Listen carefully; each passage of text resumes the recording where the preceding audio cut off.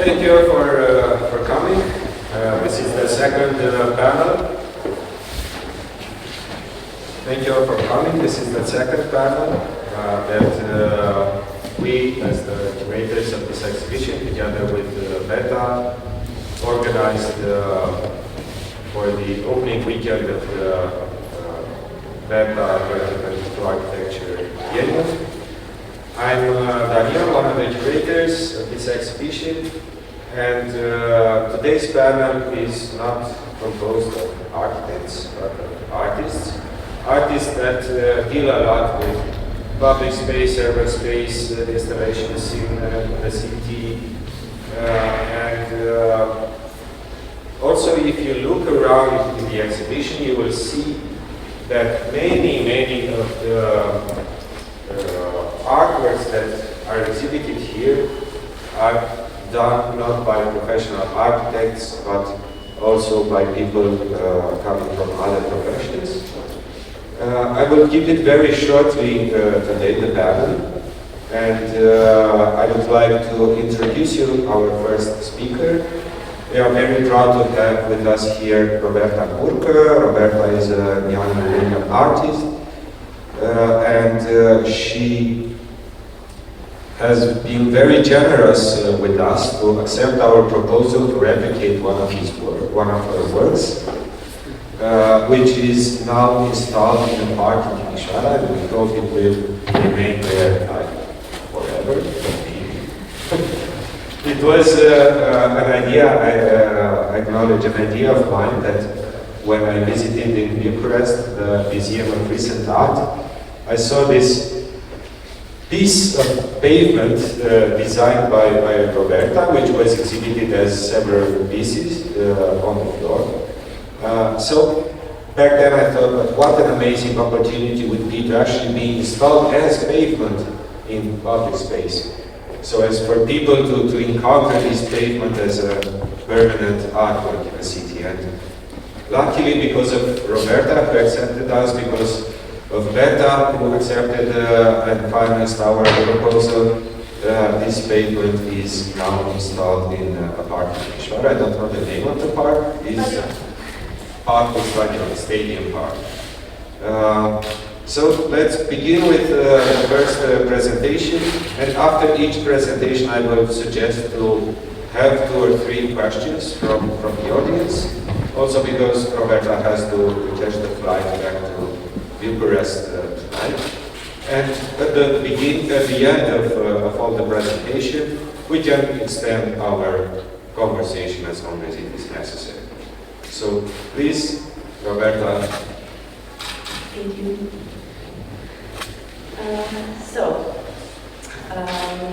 I decided to make like a little introduction to my work with some of the elements which are from my works. We have like technical drawings. My parents are engineers, so technical drawings have been part of my childhood, and been always fascinated by them more visually than how they function, but it's there. I also work a lot in research, both textual research and also visual-based research, with patterns, both from graphic design, but also patterns of knowledge, series of objects, and lastly, we have in Piața today objects, which can range from utilitarian small objects to even larger ones. I decided to start like a true nerd with a book. It is a book from 1972, published in Kiev. It's called Small Architectural Structures for the Improvement of Populated Areas. It is one of the very few books on this topic in the Eastern Bloc. And I was fortunate enough to track this one down after years and years of research. And this book contains and it says small architectural structures, from town signs to benches to even metal rails. There are also kiosks, there are lamps, everything that is small in the public space. And the purpose of this book was to help create the flawless city.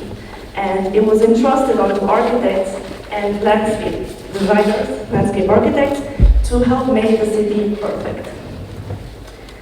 I have my own selection of what is the public space in Romania, and I have to say that it's not always so perfect and it's not always so flawless. Usually you see that the Romanian public space has a lot of improvisation. Here's one of them. These are fences made from negatives of metal factories, negatives from car parts, negatives from even other tools. And they were made to fill a gap in the industry since that idealized architecture of having beautiful fences was not always possible. And so the factory would give you a fence also. And also windows. This is from an industrial town, where they used to make tractor windows. And therefore, a lot of people in this town and the villages around it have windows which are inspired by tractors. And in light of this, I also made myself a mirror because I thought it was a design that has to be passed on in some way.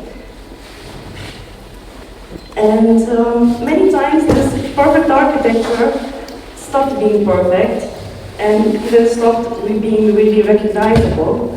These are three signs, one from Perjovschi, a mining city, one from, I don't know, more like a mountainous resort city, and one from Piața. Piața was supposed to be this important city. It never got to be an important city because of the revolution, and it just stayed more like a village in the end. And all these three signs, they lost their text, so you don't really know where they're from unless you see them on the street as you walk inside the city. Another one of these categories that I collect are tiles.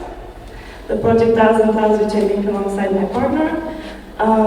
It started like this, with me finding a tile fallen from a wall.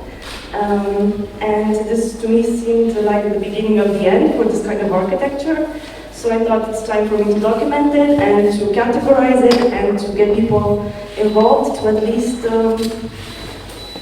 keep something of this trend alive. And this became kind of like a public art project because people contact us and they send us locations of where tiles are, or they tell us stories about growing up in houses with these tiles. And they also tell us that because of this project, they decided to keep some of these tiles, or they convinced their parents to.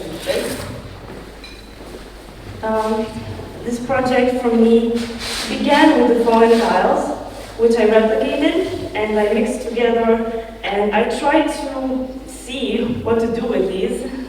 And I went from something very abstract to something very concrete. I collected them, I recreated the buildings on which they were put. I tried to take them so seriously and to show them in a very serious way as the architects would have actually done the sketches of these buildings with the tiles on them, and also have these categories presented and visible to all. And yeah, it's quite speculative drawing, I like to say that it's like that. And through this research, usually spending so much time with an object, you get to realize where it's from. Many people think that they're anonymous, that they were the product of communist industry in the 70s, but they were actually made in Italy, in Milano by Gio Ponti in 1957. And they got to Romania through the Triennale in Milano. But because in Romania you can't really appreciate the maker, the designer, author, they kind of lost their authorship. And so I felt like it was quite my duty to say that, you know, hey, in the countryside you have actually designer tiles on your house. So that could maybe inspire a bit more respect for them. And I looked a bit back into architectural history and how kind of these types of tiles were represented. And I stumbled upon this handbook of standardized glass, brick, and tile, which actually showcases buildings with glass, brick, and tiles. And based on what the people in the tile community were telling us, I made this nostalgia museum, this kind of imaginary place where people who are nostalgic about tiles would go and they would see the history of tiles. I also made a ministry of tiles and tiles, which would protect the tiles.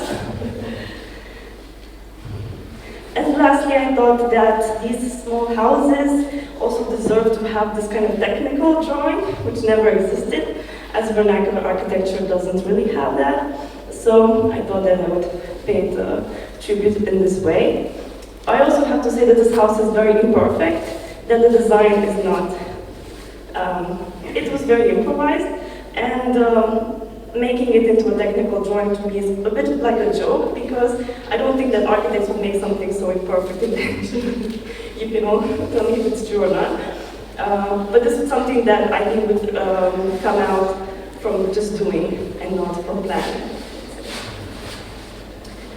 One of the consequences of this project has been that I'm contacted by companies to be asked where to make tiles, where tiles have been made, to recommend them companies in Romania. It's quite odd because I'm not really a specialist in any way, but it's quite funny to see that I've become the style expert. And the second consequence is that you get to have gifts in the form of tiles from people. And so here in the right there are the moderată tiles, which were made by the company Teamworks, and this company is restoring the Geopoly building in Milano, and they as a gift. I will talk a bit about other projects that I have, smaller ones in scale this time. This is a book made about window grills. If you grew up in Romania and you lived in the first floor, you probably had these window grills. I grew up around the time when we went from not having them at the windows to having them. So as a child, I would used to jump out the window and go back to the door. But when the grills were installed, you could no longer do that. And so I collected the images of these grills and I put them in a book, in a kind of notebook. And you would have the option of either staying within the grid or defying it and letting your drawing negate the space of the grill. I also found it quite interesting that people would start to decorate these grills. So this one is at a sea resort in Eforie Sud, and it shows the grill just with people having fun on the beach, which is quite ironic for something that is quite like a prison, a little bit, but they make it fun. I would also like to produce this and to make it available to people, so this is one of the goals for the future. Another project which I did last year was I called it the Disappearing Act, and I found a little bit from people in Timișoara that they don't miss these improvised kiosks that were around everywhere for a while. In Bucharest, they started disappearing quite recently, and they're still starting to disappear. But the thing was that they would leave behind this floor of tiles, and so you would just encounter from place to place these tile floors. And so I documented them. I went back to Google and I saw how they initially looked like. And inspired by Dutch tiles, I made their design and put them on some new tiles.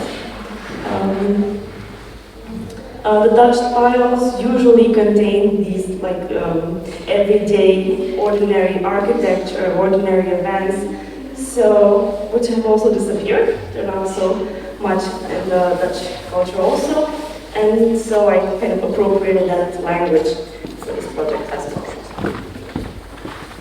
And lastly, we come to the artwork which is included in this year's edition of Piața.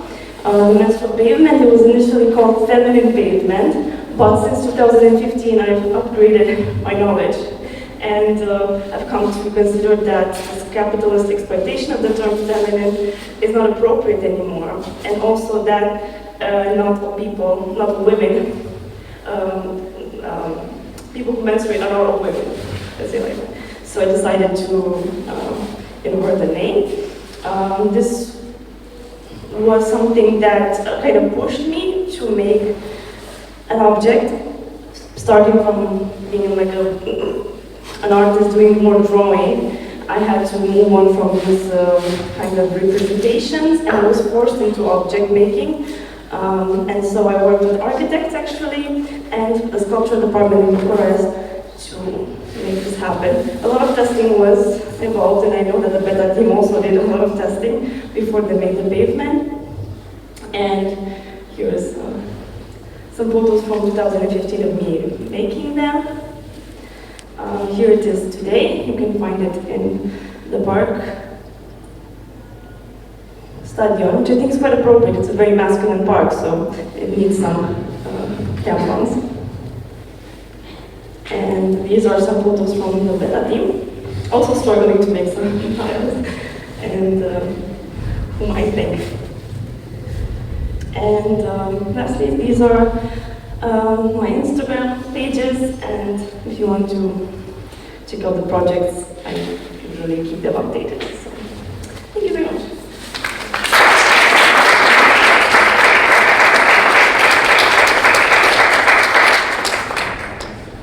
Thank you a lot, Roberta, for your presentation, and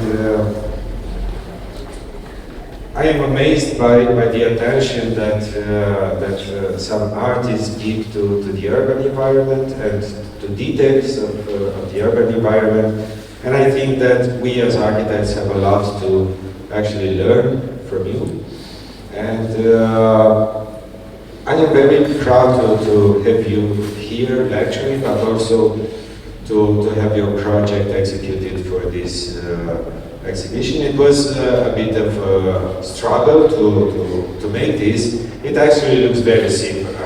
How difficult would it be to make some pavement, some concrete pavement? It's actually not very simple. But in the end, thanks to Daria, who painfully worked on each of these pavement blocks. They are installed today in the park in Timișoara. And I want to stress the fact that why do we saw this installation fit for an architecture biennial? This architecture biennial this exhibition, part of the architecture biennial that we curated, is dedicated to making bridges in walls, not necessarily in walls like this, like bricks and mortar walls, but symbolic walls that guide our movement in the city, guide our behavior in the city, guide ways of ownership, also intellectual ownership. And we thought that this is also very subversive, but also very, very meaningful, as you said, to have these things constructed and installed in a part of the town which is, as you said, quite masculine, right? It's, I mean, every time we went there, it was just a regular park, but we learned that every time the local team plays, the park gets filled with football supporters commanding the match afterwards, and so on and so forth. And maybe when this color will start to fade a bit, it will become something almost unnoticeable, but also very powerful in the city. And I would not pose questions myself to anyone, but I would like you to pose questions to the ones we have invited for the talk. Pepe, you are the first to pose a question.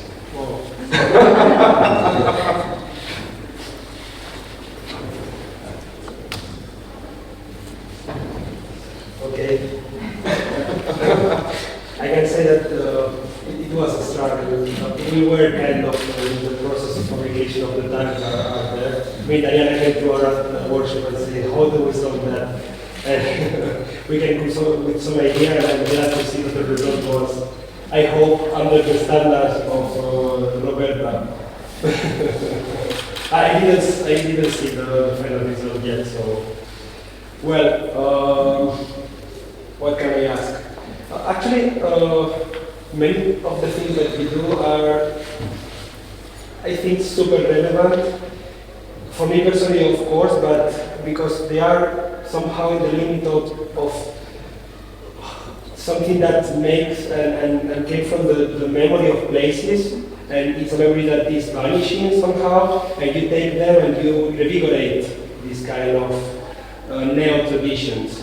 Well, I'm just curious, how do you pick your subjects, your topics? Because they are very powerful, aesthetically speaking, but I think there is more behind it. I don't know, your personal experience, or what are the leitmotif behind it? Is it random, or do you are following a bigger purpose? I don't know what's behind it. Would be the first question. And the second question is, well, there is this TV show in Spain. It's like kind of a late show, but a little more, it used to be a little more underground. And one of the questions was this kind of uncomfortable question: how much money do you have in your bank account? And I like to ask sometimes these kind of unpopular questions. Who's paying for this kind of things, or is it just a thing that you do on your side, or there is economic sustainability in this kind of project? I'm very curious about this other topic that is kind of uncomfortable, but it kind of well, I think we have also to talk about this kind of sustainability thing. If you want to, I don't want to push you into that. Great question.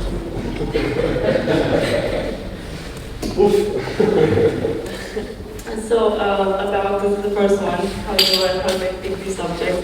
I think I spend a lot of time with them. Like when I'm interested in something, I photograph it for a long time. I put it in some kind of order. I put some categories, and I create some order. And from that, I try to eventually go deeper and be like, okay, what is the meaning of this? And talk to people usually, because a lot of these structures that inspire me belong to people, and I want to hear their point of view also. And so I do this for a long, long time, and then I finally decide if I can do something extra with it, if I can show it in some way. And a lot of the projects are kind of in this research, and then they eventually find a place where they can exist as a book, as an installation, as an exhibition. So that kind of, it's a really, really long process, I think, of just sitting with these things and questioning them and looking at them from so many angles, and finally making some decisions about them. And the second one, it's very funny. When I did the pavement, actually, it was quite funny because I had like a little scholarship in school. It was very, very little. And for this exhibition, I paid for everything myself. But the people that I worked with, like Atelier Cornescu, who did the negatives of them, was like, hey, I want to support you, so I'll make them for you for free. So that was really, really something really awesome for me at that time when I was just a student. In the meantime, working with other artists and usually sticking together creates opportunities. And I see here also at Piața, like this great team that does things and makes amazing stuff. And I've been fortunate enough to be part of projects with people paying me for my work eventually. Is it sustainable? No, I have a job. At the moment it's not sustainable, but it's not sustainable in the sense that I cannot live off of it, but I do make money from it. So it's at least at this level. It's a good question. Thank you for putting it. Yeah. Is it a good answer for you? Yes, of course. Does your work, your job help to that, or is just sustainability? It's a field that you have to have a job, isn't it? It would be nice if you could spend all your time documenting these kind of things and delivering these kind of amazing projects, because they are. My job has some relation to this. So in this way it's okay. But in the future I do want to make it more and more sustainable, but hopefully not requiring me to travel with art residencies, because I don't really like that. I like staying in my city. I was going to say my country, but that sounds very nationalist. No. Like in my city, and to travel around, coming here or to Bruges or even to the Czech Republic, but not necessarily like how artists do it, that you go for residency for 3-4 months. For me, that destabilizes me more than anything else. So I would rather have a job here and do my work here rather than having to go around the whole world and destabilizing my practice all the time. But for me, it's fine. I like having a job, so it's good. It's good that you have a job. So I'm quite okay with that. Thank you. Thank you so much. Any other questions, please? Hey, you mentioned you made some research related to tile factories. Could you mention at least 3 or so? I'm interested in, I'm looking for tiles.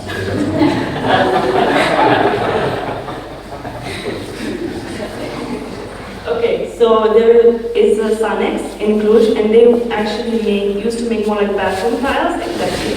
And they also made the tiles for the subway in Bucharest in the 80s. Then there was the ceramic factory in Sighișoara, which also produced these. Yeah. And there was also Cesarom in Bucharest, which was also produced these. Yeah. Sighișoara. Yeah, just here. Actually, I talked to one of the artists who worked there. One of the artists who worked at the factory in Sighișoara was actually an artist who made the sound sign for Sighișoara. So artists did a lot of stuff back then. I have a question, but it's more like to share. I don't think we need to. I think it's needed for the recording, not for us. Okay, then I'll do it. It's not a question, but it's more to share, because when we will talk about it later when we present the book afterwards, but actually we knew about this project of the tiles throughout the trip we did in Romania, but we never got to contact you because it didn't happen.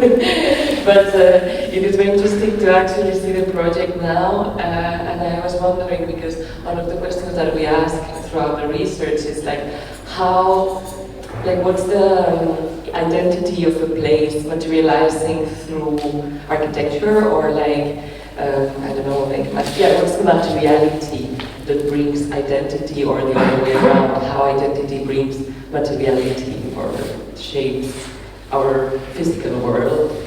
And it's a big question, of course, but we try to just gather examples. And one of the most significant things that were accompanying us through the trip was the tiles that were appearing rapidly in all the places that we were walking through, mainly in this region and Cluj, and because then we were also in the Danube Delta, and their architecture is completely different, so tiles doesn't appear so much. But yeah, just to say that actually it's very interesting to have this shift, that suddenly actually those tiles were designed in Italy.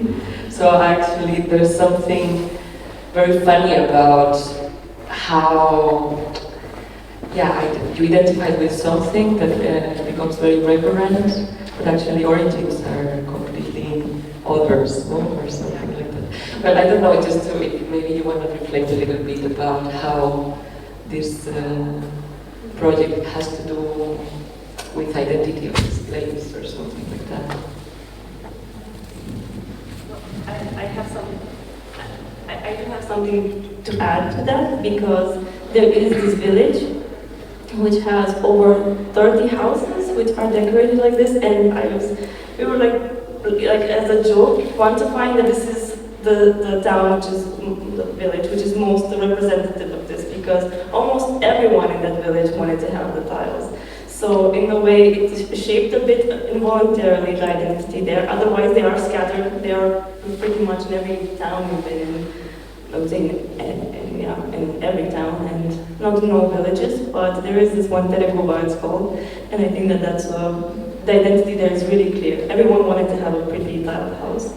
And they would tell you that that's how it was. Talking to them, I would ask them, why did you do it? And they would say, that was the style, that was the time. We wanted to be in the trend. So, but I will think about it to give a more nuanced answer to that. So, thank you.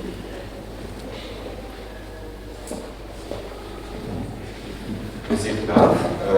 Do you have any other questions, or should I go to any of you? Or should we introduce our next speaker?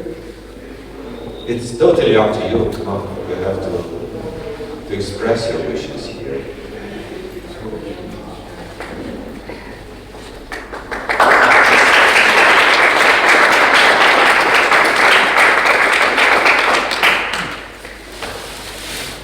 Our next speaker for today is Jens Hanning, and thanks a lot, Jens, for coming to Timișoara. It's a great honor to have you here, part of the biennial. Jens is actually has 3 artworks in this biennial. 2 were for sure installed. I don't know yet about the 3rd. It's a series of posters that were installed in the Dacia neighborhood, and they are called Arabic jokes. And I'm sure that Jens, during his presentation, will also touch this subject. And I don't want to disclose yet anything. No. So please, let's follow the presentation by Jens. Jens, for me, is one of my favorite artists, and I'm super glad that we managed to finally meet and to have you in the biennial and to have you here lecturing for us. So thanks a lot, and I'm very eager to see the presentation. And maybe you have it already connected, or? I don't have it connected yet, so I don't know. I think there is here everything more or less, so you have a ratio mark and after. That might go.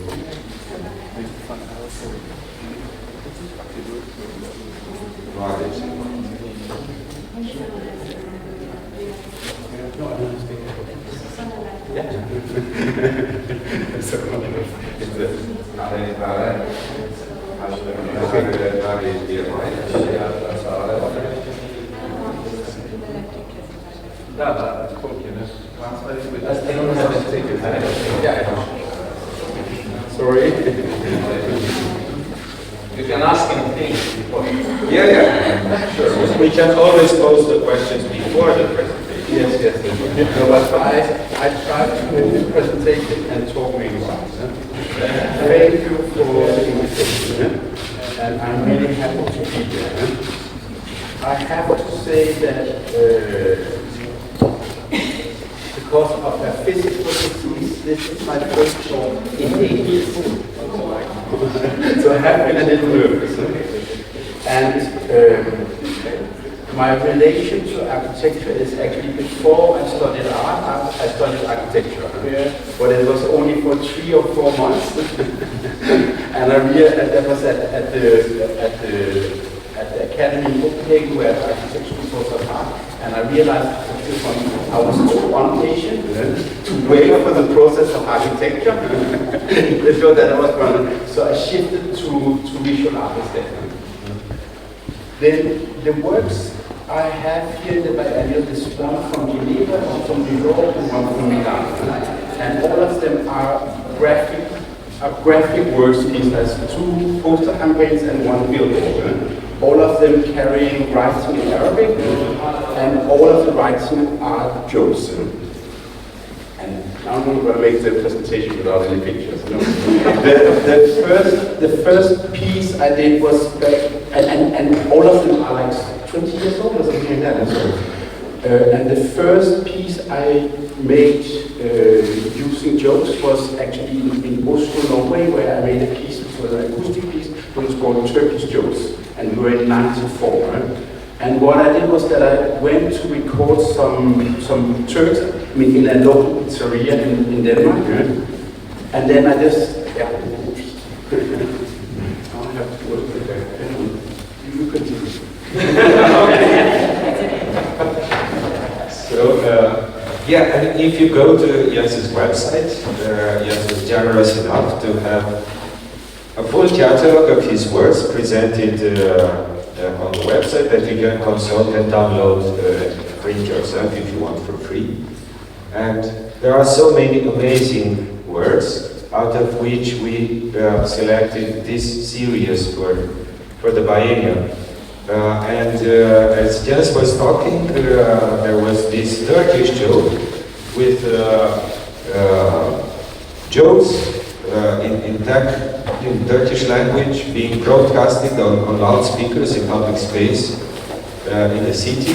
I guess they didn't last it for a long amount of time because neighbors were complaining or something like that. Yeah, it was though. I don't know how to do this.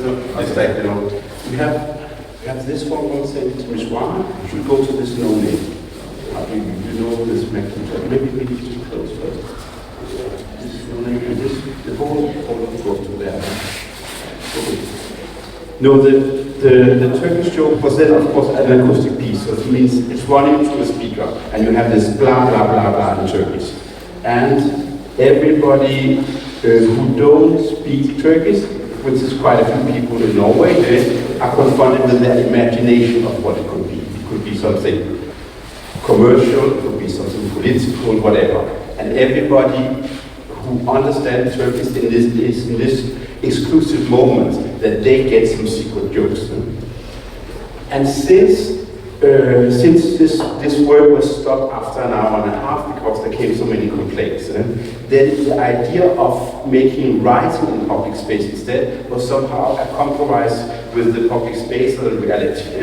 And then I said it to you because I didn't have so much involvement with Arabic culture, and I just thought, like, you know, that Arabic was looked more exciting, and was also like the whole thing with Islam and Arabs and so on was already then. I could see that was somehow the biggest anxiety of the society, not the Turkish. And this, remember, this is before September 11th, you know, so, and people, I remember I did the piece, like an earlier Arabic writing piece for Copenhagen in '96, and people in Denmark would say, oh, that's because you studied in Germany, there they have this problem with the foreigners, we don't have that here, you know. And now, a few years after the September 11th, it's somehow, it's copied. It's copied, yeah. And we put it into dance. Oh, we're jumping a lot, it's good. And then... Where is that? Okay, I will come back. No, and then these Arabic works were somehow a consequence of that. In the catalog of the biennial, this one, there's one of the jokes, and now I will not tell the jokes because I'm not going to tell all the things I want to say. And then yesterday there was this guy making a lecture, and it was a fantastic lecture, and he actually said, I haven't prepared, a lecture, so I just have some pictures and I will run through them. And then I was thinking, I think that worked very well. So this morning, instead of making a lecture, I thought, I just clean up my desktop, so you're going to see all the mess from my desktop. Pictures of my kids, picture of where I'm living, picture of somebody I want to kill, and also talking about, because somehow coming from outside and looking at architecture, what is the opposite of architecture? Like that, within art works has a negative form, a negative form. What is the opposite of architecture? That must be war. That means, like, by architecture you make buildings, you make constructions. By war you destroy buildings, you destroy constructions. So I don't know if we will get a computer, but then I will show you some pictures of the people I'm against or the people I'm involved with, or that I dislike, instead of only talking about what I like. But now we don't have any pictures. So,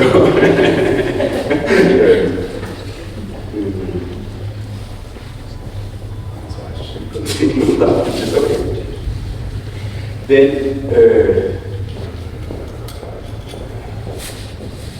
wow. And the motivators.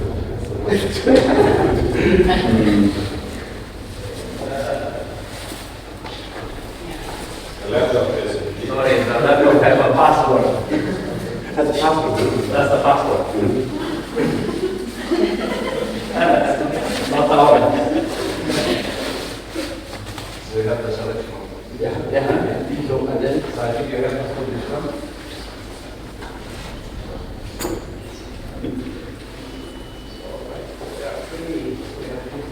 So and then we have, it's very small, so we make it, how do you make it bigger?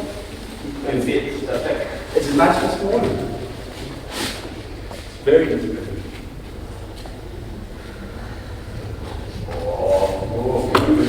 Because then we have the next thing would be so big. This is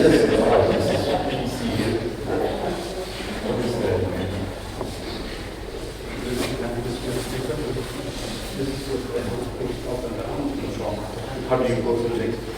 I also work on the web, so on the night. No, but this is the picture of also where I put up. You can see the speaker is sitting up there. So this is back in '94,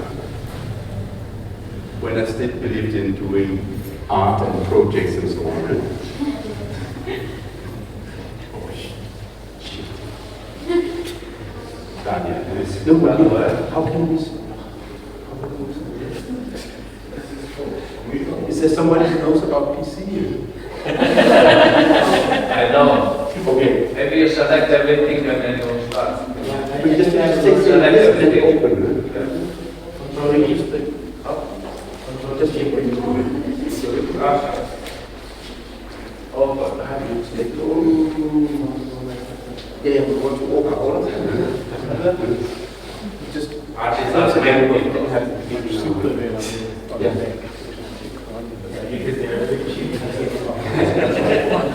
Critical letter. If you open them, then you literally.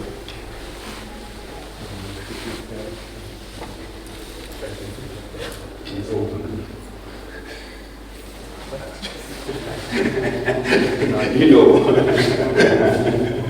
Okay, then it's going to be questions to the audience. How many of you do not have a Macintosh?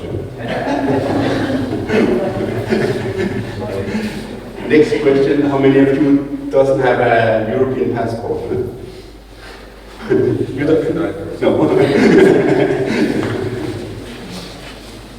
Okay, so now it works. It's It works. small, but at least it works. It's good to small. So how do you go forward with this one? Yeah, I go back to this. Yes. That's kind of, this is the Turkish jokes in Oslo. And you have to imagine that this speaker that's running out jokes every hour. And that somehow became the beginning of this, the jokes and language in public space. Then I actually, in a few seconds, I jumped through the last year. But in between these 20 years, I also did some more so like sustainable physical work. And this is from Warsaw in Poland, where I have done this big monument called Brotno. And Brotno is actually the name of an area of Warsaw. And Brotno almost means, Brutno in Polish means dirty, so this area is almost called dirty. And I was invited to do something for this public park, and simply just made a monument with the name of the area. And somehow also because this was like 10, 15 years ago, something that where they were taking down all the monuments in Poland. And then I was thinking maybe it would be interesting to make something like, monuments. And this is sort of the size of it.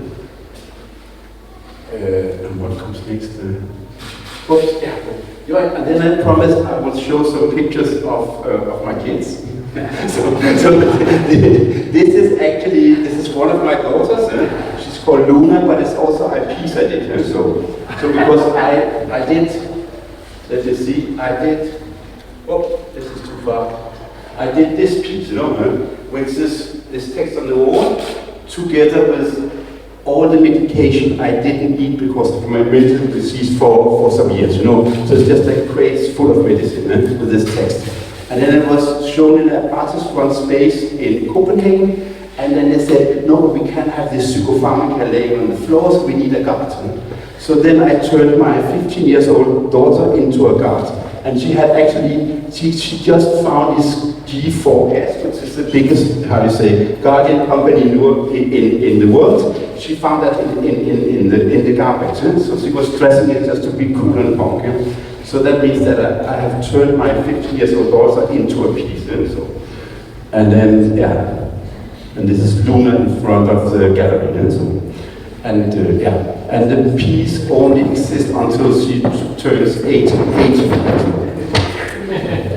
Then this is a sketch for a coming project. So this is, I will not mention now. So this is just something I came across. Oh, and this is like, because then actually I started working exactly, I had an opening exactly 1 year ago today in Aalborg in Denmark, where I did a piece which is called Take the Money and Run, which have costed me, how should I say, a lot of side activities, because there's actually, I got a lot of new friends, but I also got a lot of enemies. So this is actually a picture of a car that we're gonna sell next week. But this is where I'm hiding now, in this island in Denmark. So we are not really reachable anymore. So this was just because I didn't have pictures of our estate, but there was a picture of the car, and in the back you can see where we are now, in an island in the south of Denmark. Yeah, and this is my passport, and this is a Danish one. Is there anybody here who don't have an EU passport? 1, 2, yeah. Good, because it's not because it's just to find out from which perspective we are talking here. So we are almost an activity within the European Union with only members, members only. Oh, and this is. Oh yeah. Then after I did the piece, then I have had to have new friends, but I also have new enemies. So this artist collective there from Denmark called Superflex.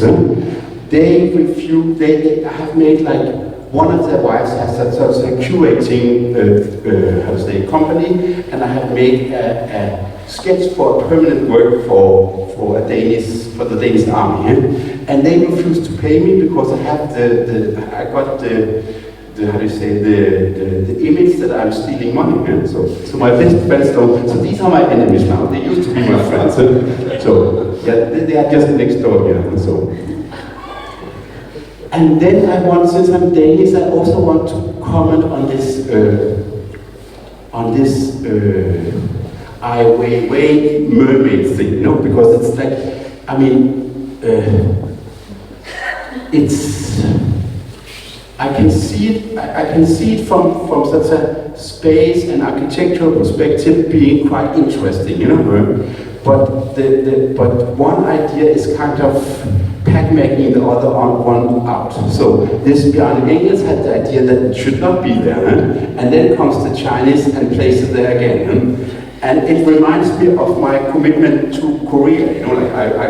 I have been working for Samsung, so and in a way, I just have to say that Samsung will do, or Sony will do the same thing. They will just broadcast it back, so just like. And then it's also like this is anti-war, we cannot only produce, we also have to destroy. We cannot introduce new concepts for our coexistence without taking some of the old ones away. So we cannot just produce. So that was a comment. And then I think they had presentation. I think it's fantastic. This is really mind-blowing. and then the merman again. And this is then the work from Creative Title done. So this is from Manhattan, from the catalog. And this is the one from Geneva. And there's blah blah blah. Yeah. And another page. And then because I think, first of all, I think that my Anne is really clever, and I think the catalog is really nice. And in Sumari has been very important for me, I have to say. But I also see that exactly within the art field, this guy has been used and used and used, and I remember, like, with Tavernier makes his furniture stainless steel, and again and again and again. And I just want to point that if you can read Italian, in the end of this book says, like, I am not God. Now you go out and nail your own shit together. And then, don't do these models. It's actually written in the back of the book. So that's just a comment on it tomorrow. Or the free beer and so, and the toilet. And this is then, this is just like, because you have to have an advantage when you go to lecture. So now you can see the same picture in color. So I find that in my archive. And what's coming next? This is a detail of the medication.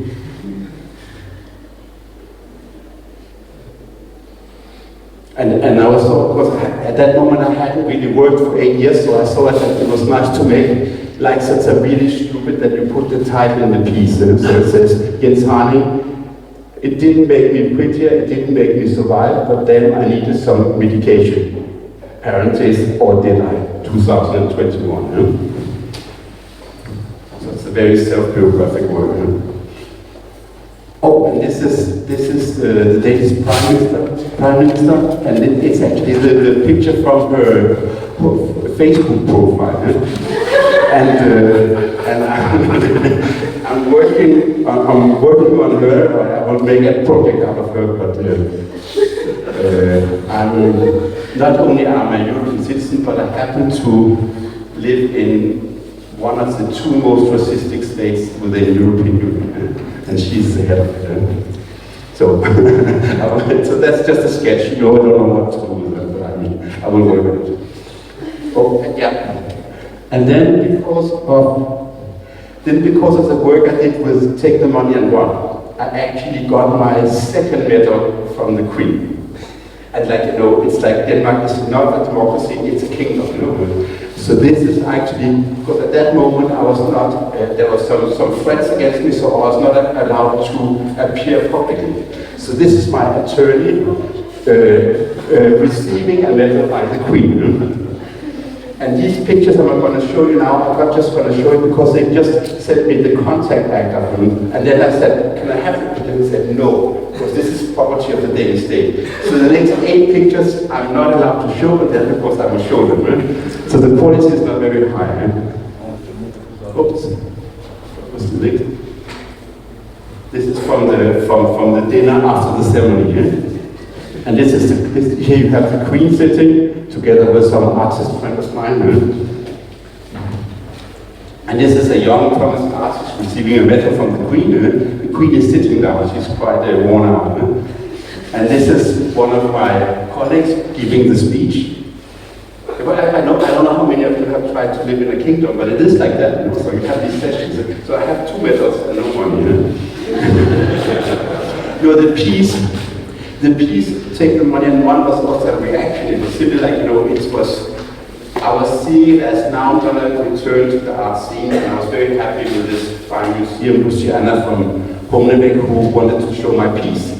But they were pushing me on the money so much that I couldn't afford to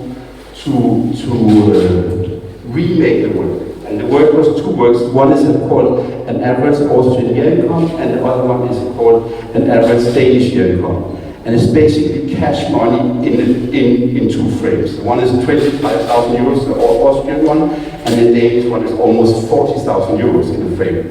And the museum only want to give me the money to put inside the frame, not the transfer, not the fee, not the frame. So in the end, I just decided to return the 2 10 and 8 years old frames without money. So And this is then one minister from Denmark, also mingling with the Queen and everything, and that's with my artist colleague, the president of this event, you know. And this is one rap star saying hello to the Queen. This is Denmark, you know. So they're doing like this. And then this is then the piece. Well, it's like actually this is the Danish average year income without money. So you have, this is the original frame from when it was shown 10 years ago. So inside you have small pieces of scotch. And then next to it there's hanging a smaller one, which is in the Austrian year income. And this is the museum. This is actually a very beautiful museum from Finnish architect Palatul.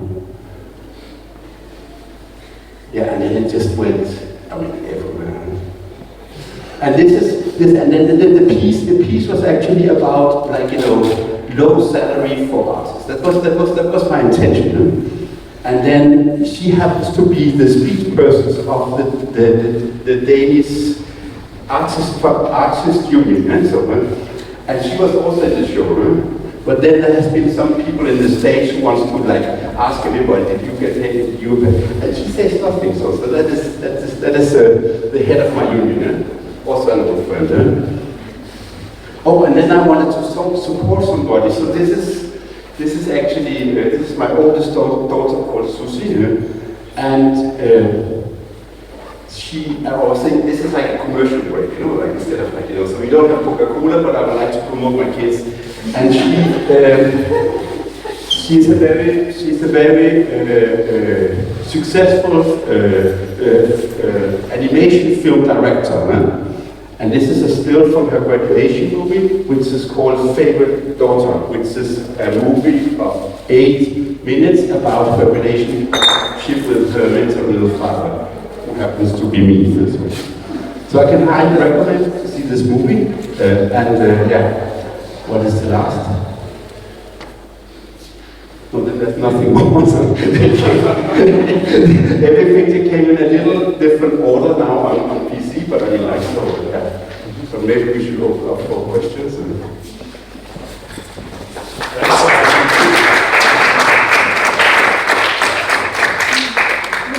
It was also nice to see you collaborating, Dan and Jens, and I understood from Jens that you first met like 20 years ago or something, so you are not, you are quite old acquaintances in the art world. Yeah. And as I said before, I don't want to pose questions myself. I think that this panel has a big enough audience, and I'm sure that you made them curious enough in order to address questions themselves. So please take the opportunity and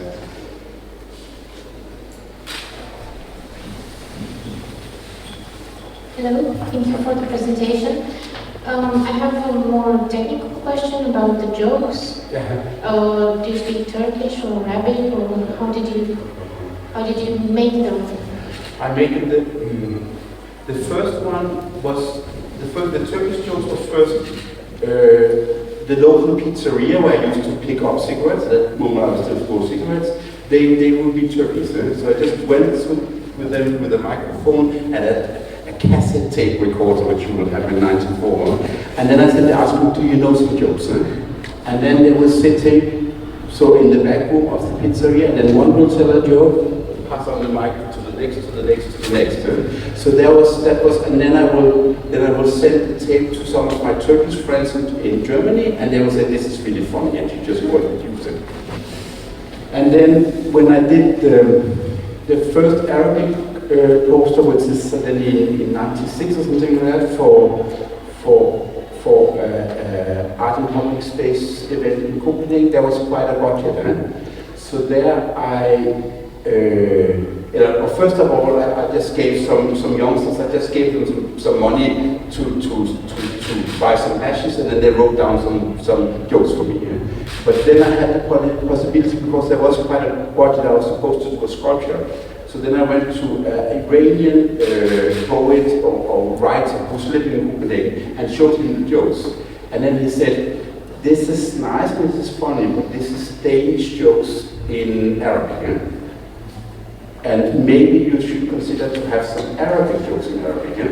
And he said, please come to my office, I will bring some books tomorrow. Yeah? And then he brought books of jokes which has already been published in a publishing house in Cairo. Yeah?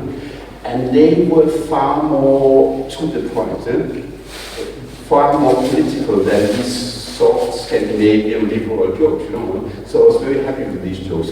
So these jokes are actually not only funny for Arabic people, but also recognizable as Arabic jokes.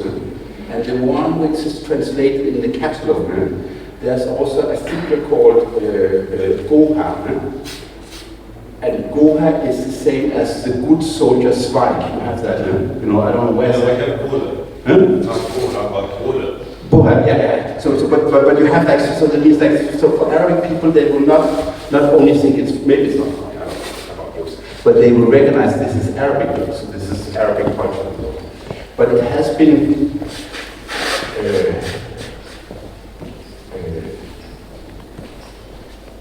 yeah, it's like, and it's also, I mean, in a way, I'm glad I started out so early. So this is mid-90s I made these works, you know, because today it will be attacked for the fact, why do you say something about Turkish people if you're not Turkish? And that will be a bigger issue today. So, but it was also like in the beginning, then when I traveled, I remember I was showing in Texas, and then I was picked up by some Afro-American. And he was so disappointed that I was not Turkish, you know, because he always thought that must be a Turkish person, isn't it? And yeah, that was a very long, how to say, answer. Yeah. Actually, I will pose a question. So we present here two posters and one billboard, and two of them have the same joke with Buha and grain of wheat, which is presented in the catalog. But I didn't find in the text in your catalog the translation of the third one. Do you still remember the joke, or? I have it somewhere in the file, but in the beginning, just when I did the first ever written joke, there was 3 jokes, and the policy will just be that we will not translate any of them. Okay. So how do you say, reverse discrimination. You know, if you don't speak English, you cannot be part of the art world. You know, if you don't speak Arabic, you cannot understand this word. But then I got a little more, how to say,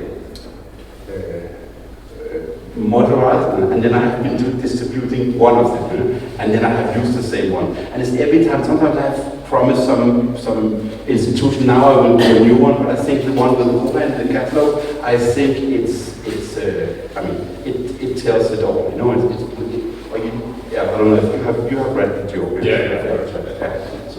So it's, the policy thing is just like, it's your problem that you don't speak Arabic. Any other question? For yes, please, dear. Oh yeah, it's a very stupid question. Are you good in telling jokes? Are you good in telling jokes?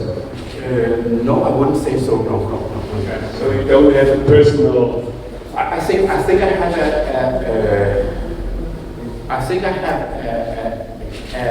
a personal relationship to humor in general, but I will not be a person who can tell a joke so like that. So, yeah.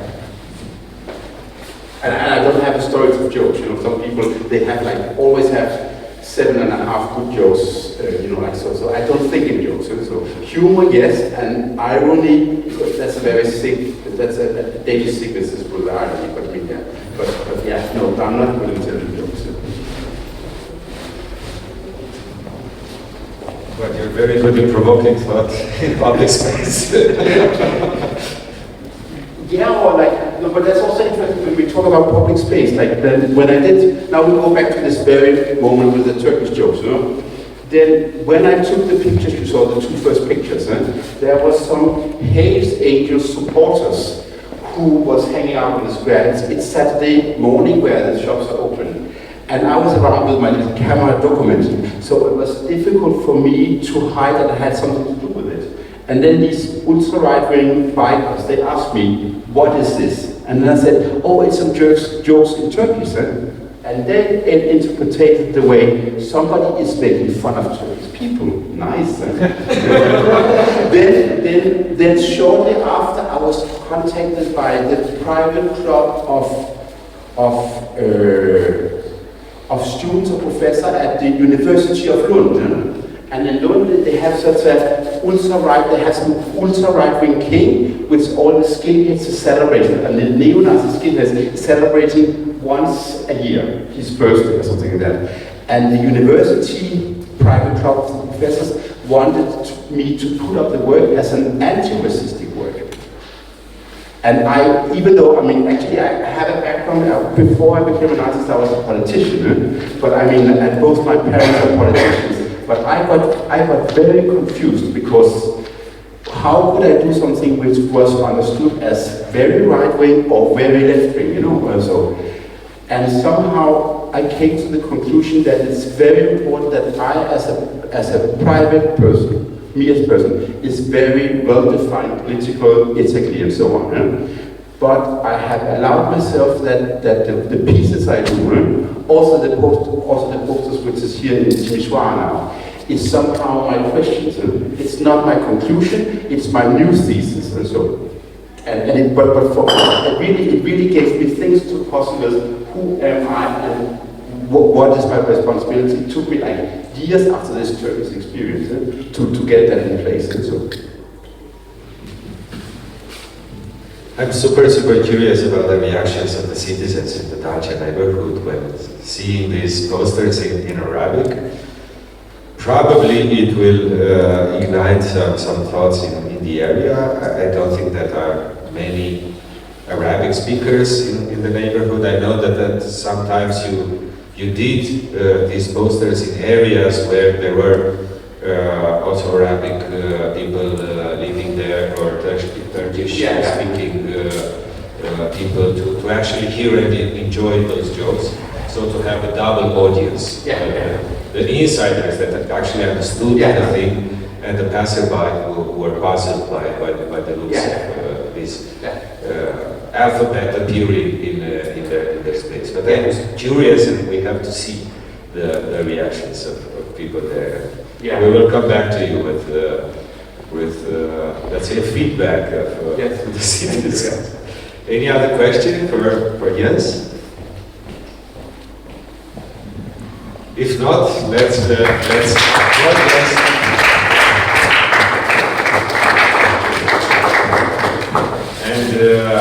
invite Dan Perjovschi.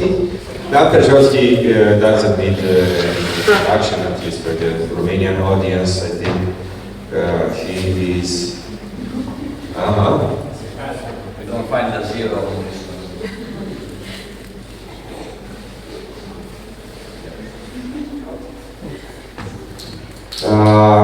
We invited Dan to follow the yellow line that we designed for this exhibition, and to do drawings in public space on the lampposts of the city. I spent one day with Dan some weeks ago, running around one part of the trail. And he was my bodyguard. Also, Daria spent time with Dan, and then Dan followed the line himself in the rain and got, of course, flu. There are several hundreds, I believe. I don't know. Have you counted them? 100 something. 100 something drawings. They are very discreet, so they are not in your face like super flashy. They are there. So if you want to see Dan's drawing, pay attention to what's around you. I will just invite Dan to do the presentation, and we'll leave the question after the presentation. Yeah. So thanks a lot. Thank you. Thank you for inviting me. And by the way, I'm very happy to be in this project. Because lately, if you just compare like the Venice Biennale, so the Venice Biennale art had the title Milk of Dreams, and the architecture had the title How Do We Live Together? So art is with the art, and architecture is with the rest, with the whole of society. So I'm an artist who do this kind of drawings. I'm lately more concentrated on words. So this is humanity during the pandemic. We had to stretch out 1.5 meters. And this is now the humanity during the war. So the humanity is broke at the end, and the end can become the Z, which is the symbol of aggression. So I try to do very simple things and very direct.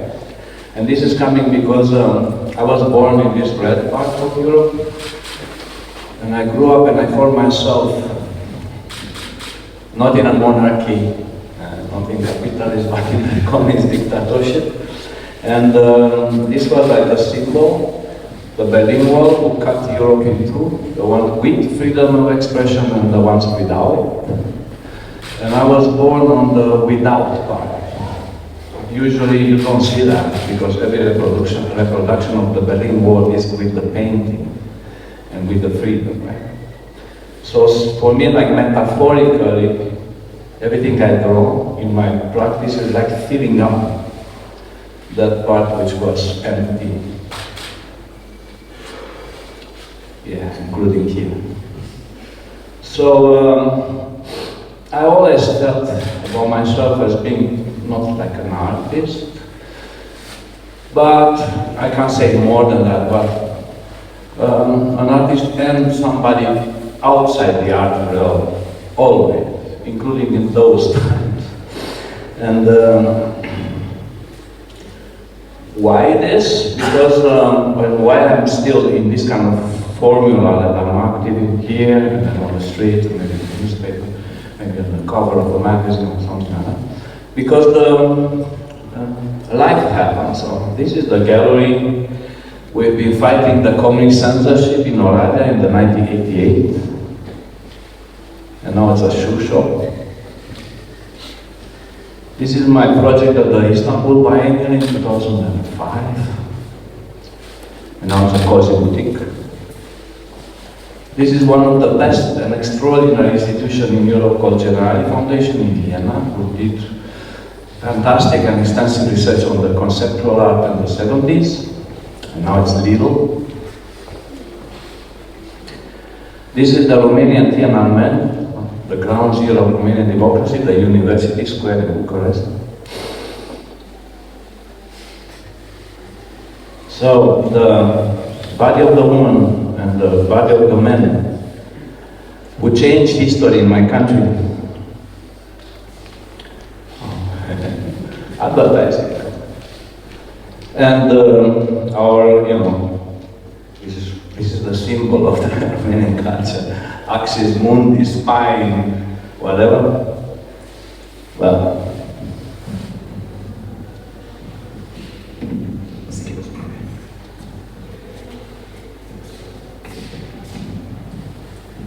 So,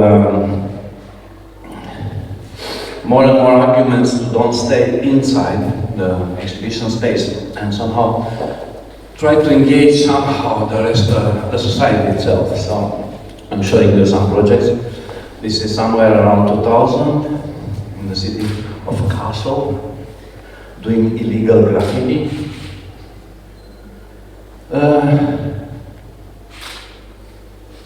In the time of another recession.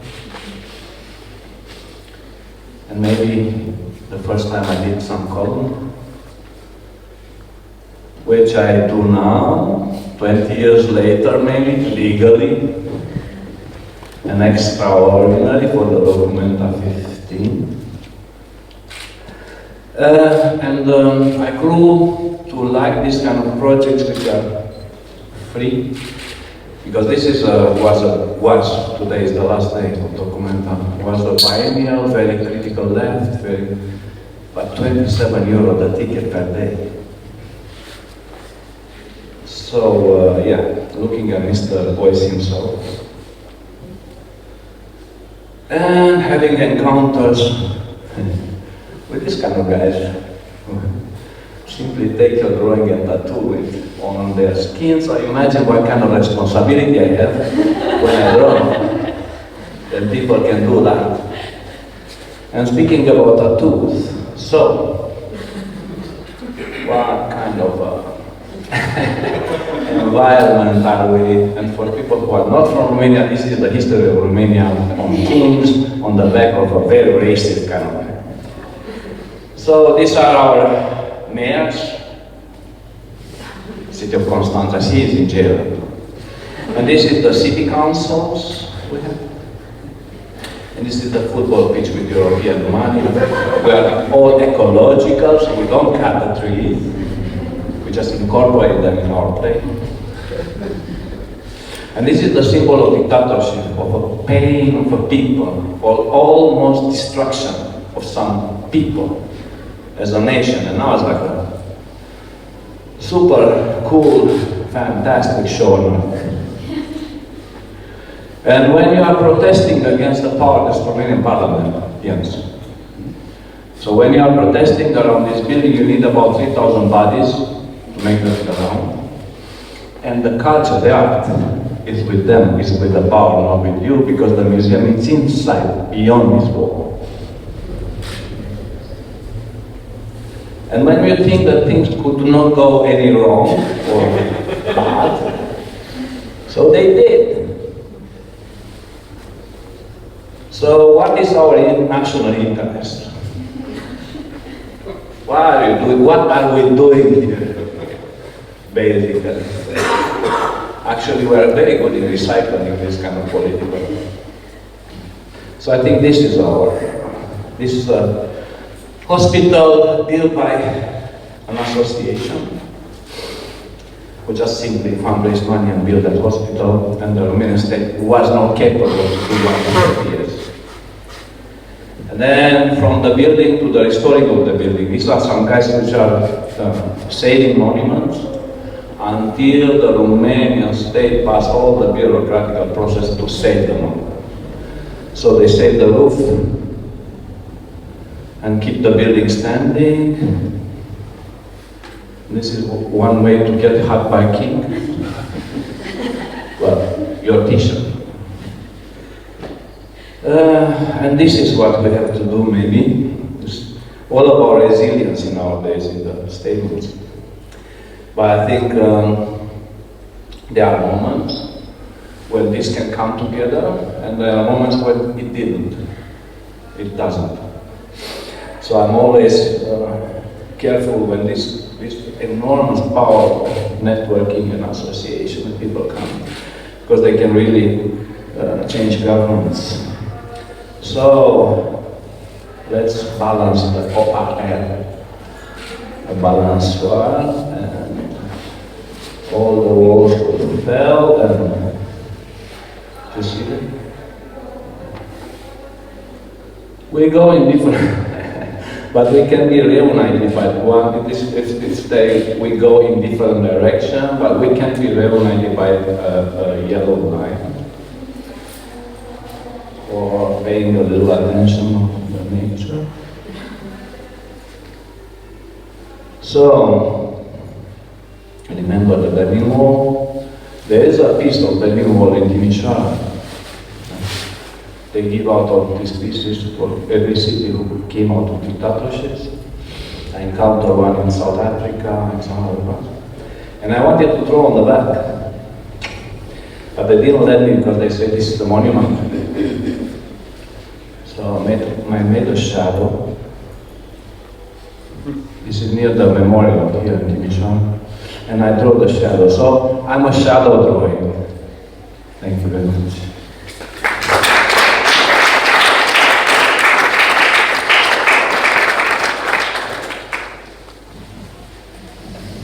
Thank you a lot, Dan. I actually want to ask the people in the audience one question. How many have you encountered until now Dan Perjovschi's drawings in Timișoara? Perfect.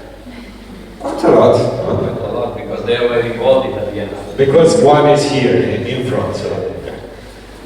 No, but it was this balance that I come from the top of the world, million exposure extraordinaire, and I'm here doing more invisible.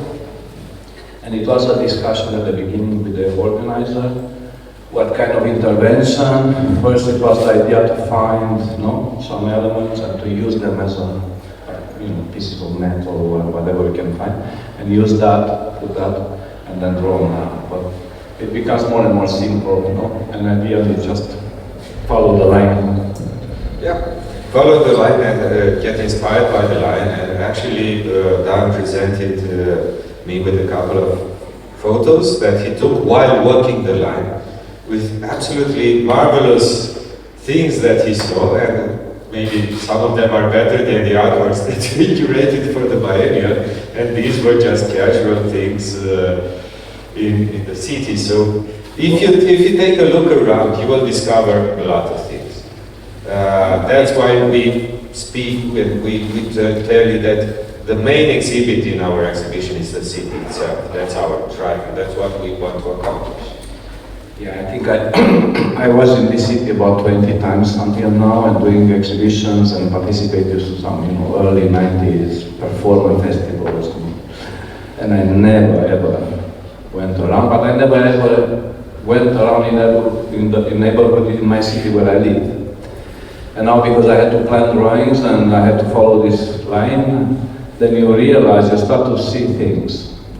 So you're not sure if they are like intentional, something, part of beta, or just by accident. So I just found like 6 cans of beer, all gold, untouched. Just placed in one place. And then they like details. I admit I never looked at the details anymore. I'm too busy to do it. I don't look. And somehow this project made me look. And because it's so big, I mean, you'll never see it, honestly. So this is a project you'll never see, which is kind of interesting because you can't cover it. It's enormous. The last day when I got flu, I went on a little section and I spent like 6 hours because I could go things like that. So I like it very much. I like it very much because of this, somehow. And also because it's looking at the way we live and think, and it's a kind of, basically it's a collection of intervention of things like Jens did or you do, and just put them together, which is actually the mission of a museum, if I'm thinking about. But so congratulations, it's a terrible work, extraordinary work you did, and you deserve all the applauses.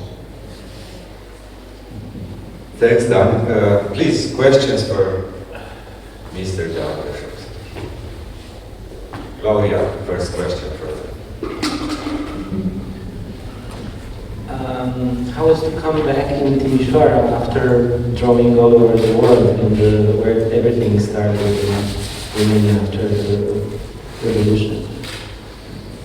Well, I never left here, so basically. I came here all the time. No, I never left. I'm here, I'm based in Sibiu, I'm based in Romania. I didn't move to an island. So I went in my hometown, so it's, if you look at on a paper, it's like a failure. You didn't move to New York or Berlin, you moved to your hometown. So I never really, it's like a package. It's like I had my own yellow line going through the world. And in some sense now, like you encounter some of my statements, they are in Romanian language, because people around. Some refers to the site, something to the moment, something to the work around. That's one to refer to some Czech games. If there will be no Czech planted there, no sense. And so I didn't see all the words, I saw some. I could kind of put them together in some language. And it's always, there is a difference. It's a difference when you draw here, when you draw on the street in front of this, and then when you draw directly, or when you draw in the frame of document that everybody knows, or when you draw here when people don't know exactly what's going on. So there are differences. I try to, as complicated as they seem, to understand these differences and work with them. But I never left, in a sense. Because I'm constantly, even if I'm somewhere in the world, I have to publish, I'm still publishing drawings in a magazine in this country. I also have a job. Since 30 years, every week. You know, it's my retirement fund there. And so somehow I have a leg here. And this is also interesting because I have to negotiate. The leg is on the right, kind of center right. This is the old intellectual people against communism on the right. And then the art world is on the left. So I'm just doing the split between these two worlds. So kind of interesting.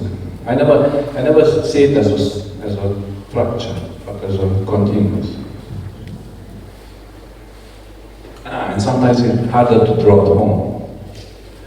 Especially in the city where your mom lives. Yeah, that's definitely. No, imagine she's coming to open you.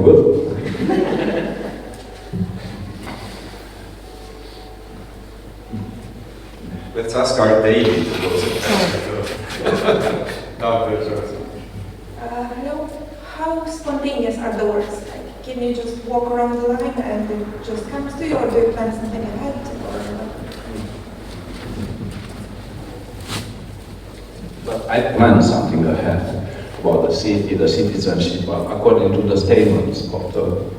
But when you are on the side, especially in this one, which are small, of course there was some kind of direct answer. There's might be more like a communist than not might be life.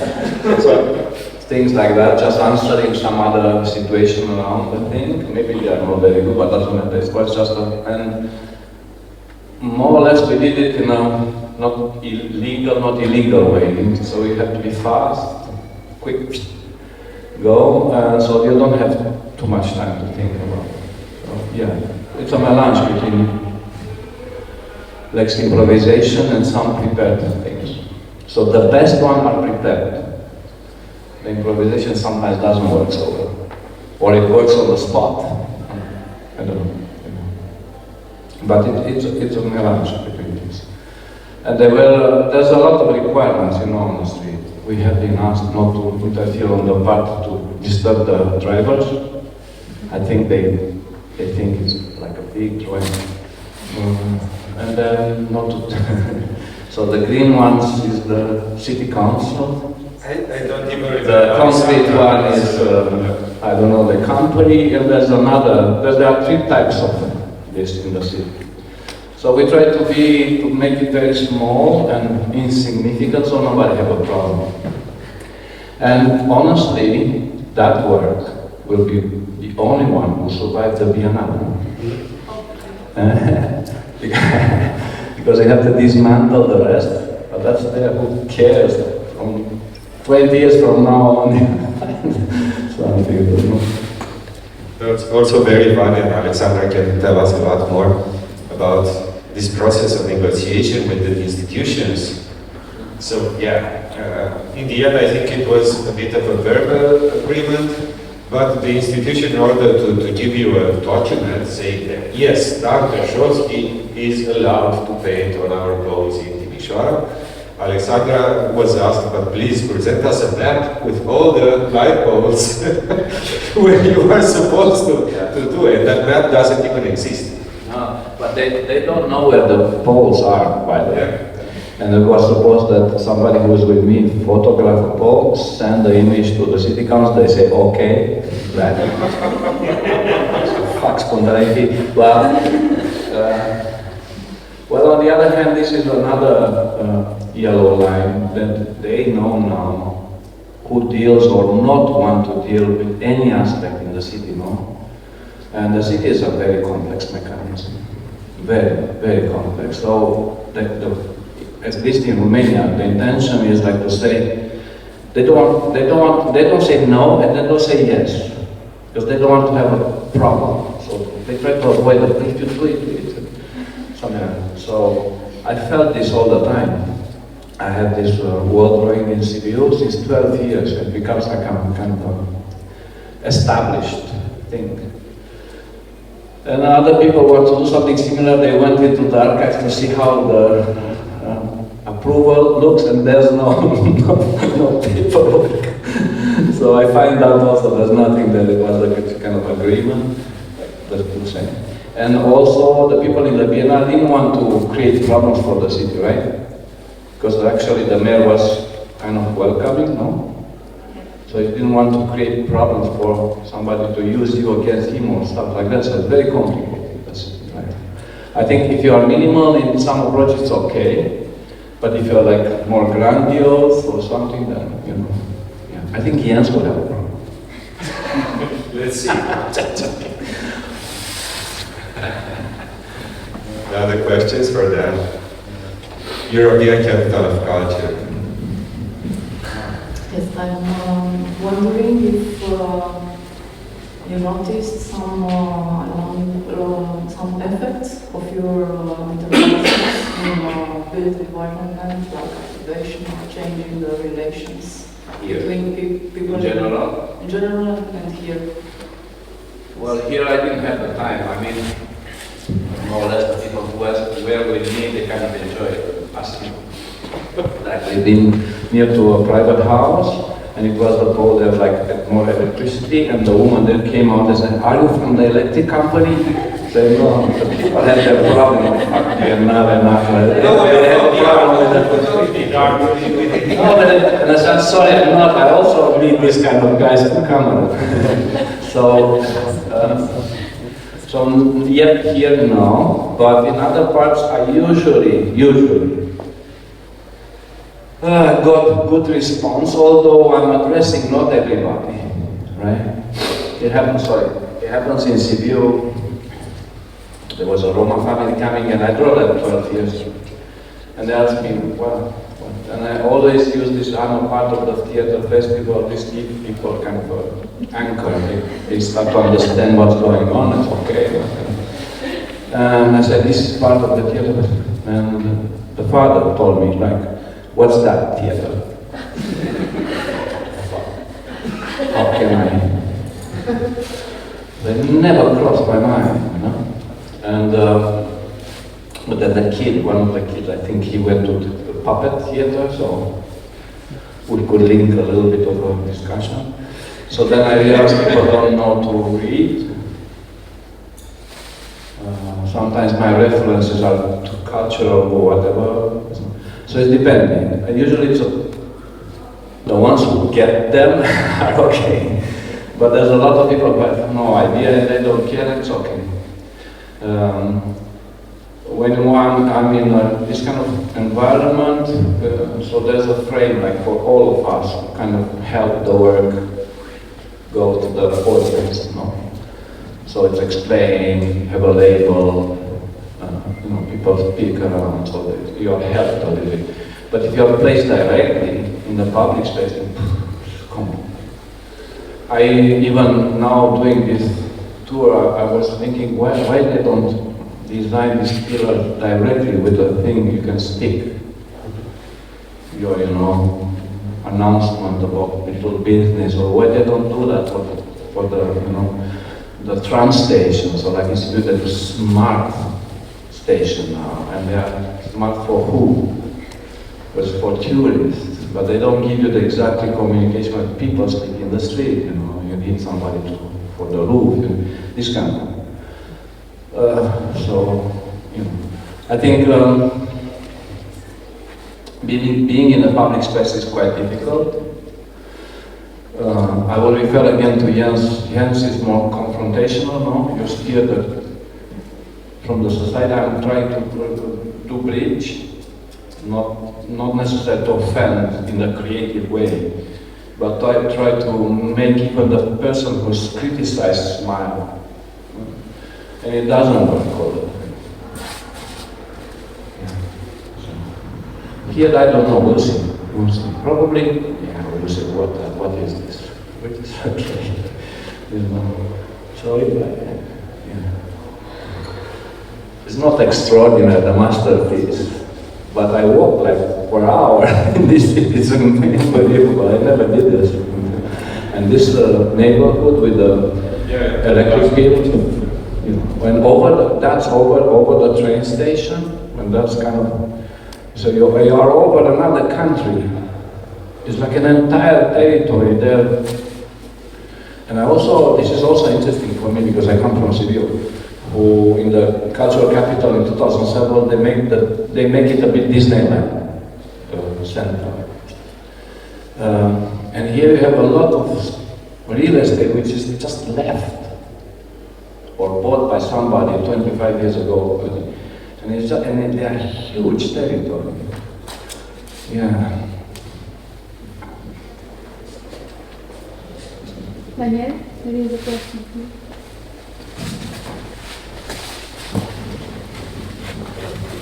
In fact, I had a question, one of those stupid questions here in the back about how you gather your energy, but if you permit if you permit me, then I will answer to Cosmina maybe in an indirect way. We are, among others, a small organization here working at the ground root, and we last year after the pandemic, one school head teacher asked us to come and open their courtyard because it's only after the pandemic or during the pandemic that he realized how valuable the schoolyard was. And who else to ask than Dan to join us to open that court, and then agreed to work with 10 kids from the high school to create a sort of horizontal wall in their courtyard. And they got me 80. And there were 80, and he could work with them, and he... It was a storm of kids. But what I wanted to say is that after then drew with these 80 kids, the wall, there were about 30 school head teachers who said, can you come to our schools and open our courtyards? Of course, we couldn't ask them to come and draw in each courtyard, but what we asked, and then I think in a couple of hours sent back, was a sort of, I don't know how to, I'm a teacher of English, but I can't say pilar, a sort of war sign, yeah, for the whole project. And he drew us the logo, the standard of the project, your capital in your courtyard, capitala ta în curtea ta. It's because many of us think that, yeah, we want to be in the center of the city with the capital, but we want to be in the courtyards. And Cosmina knows better that we are striving hard. We thought we can open 8 courtyards at once. Now we said maybe 4 is a beginning. But this is the kind of effect then expressed very well in one of his drawings, with from drawing to being an activist. And I'll end saying that what I needed, I think, 8 months to write in projects to get some financing for this whole thing of opening the courtyard, then put all that thought in 3 words and in an image, and that image, if we have enough energy, will open a lot of courtyards and will transform the schools in those neighborhoods in what they really should be, core of the communities. And this is what he did. So Cosmina's a rare fact, even if he doesn't recognize it. You know, there was a long debate in Romania because the courtyard of schools was closed down when the school ends, right? So it was a long battle to open up for football and games, which is also, people in the neighborhoods, they don't have playgrounds. And then it was this project, why not only football, but something else, and that's because of the pandemic, because a lot of stuff was outdoor, right? So they realized the outdoor is something important. I have to tell you, Miha, like working with kids is not my thing. I have to work with somebody who works with kids. And in that, you've been there and the director, which was very okay. But for me it was very difficult, but it came up somehow, so it can be like a model. You can use artists and kids to do something at the possibility we have. Because we can, like here, in this Biennale, you imagine a lot of stuff, but some are possible, some are not, and some are maybe small scale. So I think there's a lot of possibility, especially in the city like that, and especially with this umbrella of the cultural capital. And by the way, because I visit a lot of cultural capital, I was involved in some projects, and some failed dramatically, some were glorious but left bankrupt after and nobody cares. And some, like Sibiu, they end up the thing with no other institution. They just enter with the theater or festival, and they exit with the same kind of institution from the capital. So it was not like a major game culturally speaking, it was more tourist culture game or something, or giving the city a kind of direction. So it's a game. It's a game, and I think every city like this one now have to think about it as a kind of starting point, not the end game. Right? And I also thought when the other cities which were in the final, I don't know how many, 4 or 3, I thought they should do it anyway. So they give you the cultural wing, you can decide for yourself to be one if you want. Why don't you? So, well, I like to be involved, but in some restricted or very clear area, like here, I got the script, the thing, go, and that I like. Because otherwise it's very complicated. I think it was probably a nightmare for the organizational team. And that's why I really congratulate these guys, really. It's enormous work behind. Yeah, it's enormous way behind. A lot of works are still, let's say, produced 70% or 80%, so more works will come after the vernissage than the ones that are actually sold out in town. So there will be even more of them. And we hope that out of all these artworks, out of all this effort, the reactions of the citizens will come. To me, the biggest failure of this biennial is to leave people indifferent. That's how I see it. And so far I think that by seeing the reactions to the yellow line, by seeing the reactions to those harmless 4 chairs planted in a green space in the city center, by seeing those reactions to the teeter-totter that is done in that intersection here with one part in the public space and with one part on the university grounds. I think that reactions are coming, so we are welcoming any kind of reaction. But I think you cannot quantify, So I drove a wall 12 years, and there are people standing for the bus with the back on the wall 12 years, and they have no idea there's something there, and they don't care, and that's okay.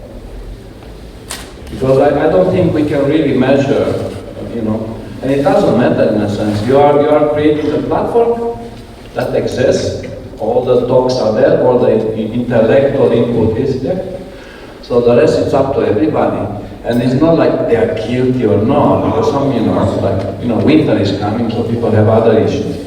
But the thing is here, right? So I think Timișoara have enough public for such projects. And the debate, which probably starts after, because this is not, like the ending, now it's starting something.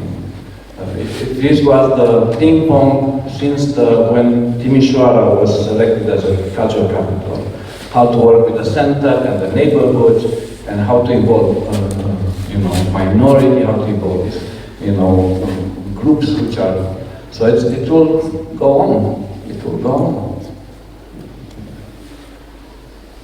It will go on, and hopefully it will prepare the next step that I will have to make 2 years from now, which will have to be even more ambitious and even more forwarding, and for sure, yes, you have to. It will be a green line. Just think how you started with the first biennial and how you grew so much. Not the first, with the fourth. I know.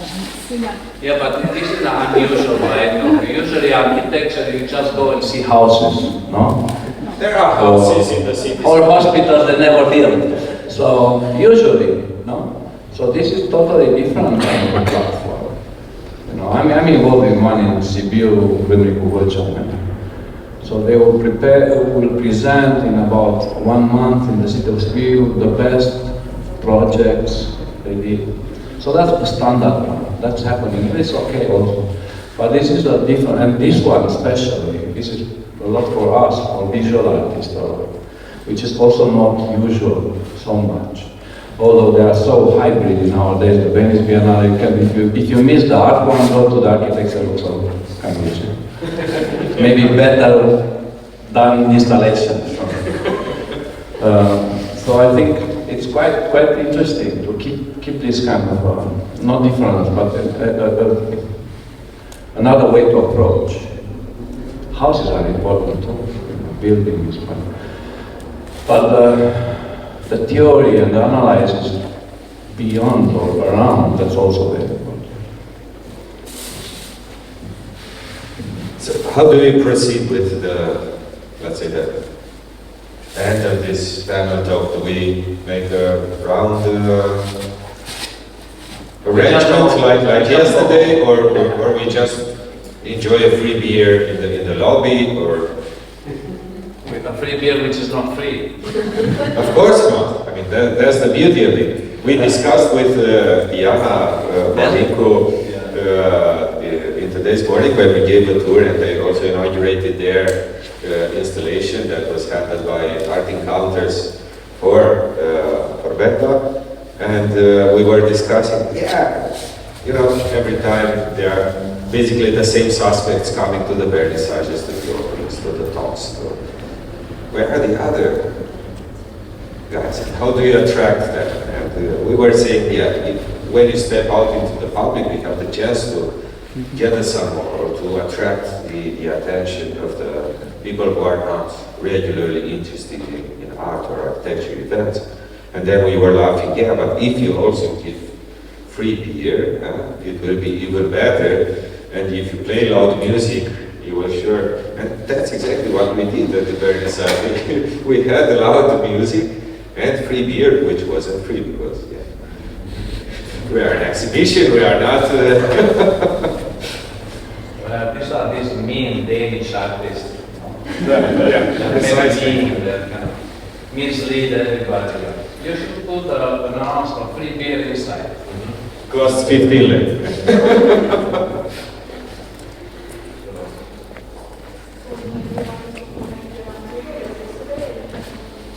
Let them decide. I'm the moderator, but I don't want to moderate the behavior of people, so let's drink. Huh? Drink or talk? Drink and talk. So we drink and talk.